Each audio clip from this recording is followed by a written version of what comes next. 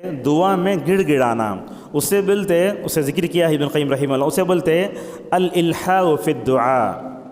دعا میں گڑ گڑانا، یہاں تمل ناڈو کی موٹی زبان سے گھگانا، گڑ گڑانا بولتے اسے۔ اب اس تعلق سے ایک حدیث ہے، وہ حدیث سند کے اعتبار سے کمزور ہے مگر حدیث کا معنی صحیح ہے، کئی علماء نے ذکر کیا ہے،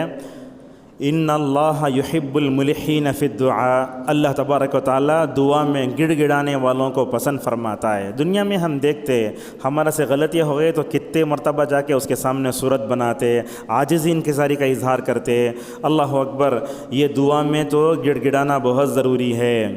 علامہ مناوی رحمہ اللہ یہ دعا میں کیسے گڑ گڑانا چاہیے اس کے بارے میں ماشاءاللہ 3 باتیں ذکر کرتے ہیں، کہتے ہیں لزومہ و تکرارہ و مداومتہ، کہا ملحین کا مطلب یہ ہے کہ بندہ دعا کرے تو ہمیشہ دعا کرتے رہنا، دعا کو لازم پکڑ لینا۔ دوسری چیز ہے دعا تکرار سے کرنا،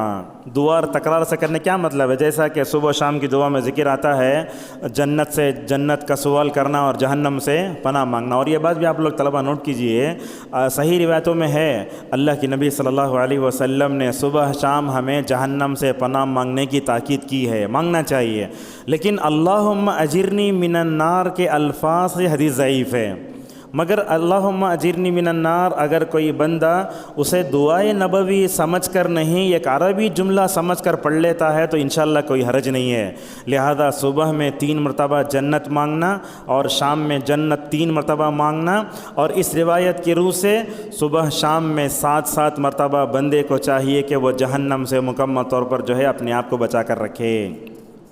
دوسری کیا ہے؟ تکرار۔ تیسری ہے مداومتہ، اور ایک چوتھا معنی ذکر کیا عبدالرزاق البدر حفظہ اللہ نے، اللہ تعالیٰ دعا میں گڑ گڑانے والوں کو پسند فرماتا ہے، اس کا مطلب یہ بھی ہے کہ عدم الیأس من الاجابہ، کہتے ہیں کہ بندہ دعا کے قبول ہونے یا نہ ہونے کے بارے میں مایوس نہ ہو جائے۔ آج آپ جانتے ہیں علمی دھماکے کا دور ہے، 5G ہے، 6G ہے، کیا تو بھی انسان ڈاؤن لوڈ کے تو فوراً ڈاؤن لوڈ ہو جانا، اگر بھیجے فوراً چل جانا، اپلوڈ کرے فوراً ہو جانا۔ اب کیا ہے، یہ ذہن کیا ہو رہا ہے، ہمارے ٹیکنالوجی کے ساتھ دوڑ رہا ہے۔ آج دعا کرے اس کا رزلٹ صبح میں چاہیے ہمیں،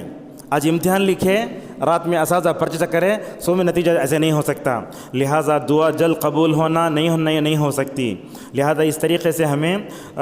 دعا کرنا لازم پکڑ لینا، ہمیشہ کرنا، اللہ کی رحمت سے مایوس نہیں ہونا چاہیے۔